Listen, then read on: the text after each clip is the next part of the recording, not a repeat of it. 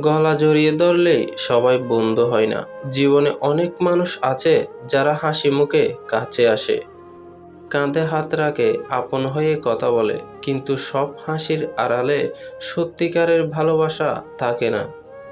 কেউ কেউ আসে স্বার্থ নিয়ে, কেউ আসে সময় কাটাতে, আর কেউ আসে শুধু প্রয়োজন ফুরলেই চলে যেতে।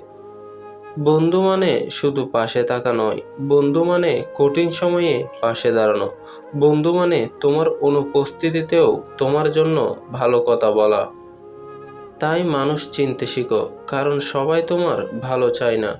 কেউ কেউ তোমার হাসির পেছনে লুকিয়ে রাখে কষ্টের কারণ।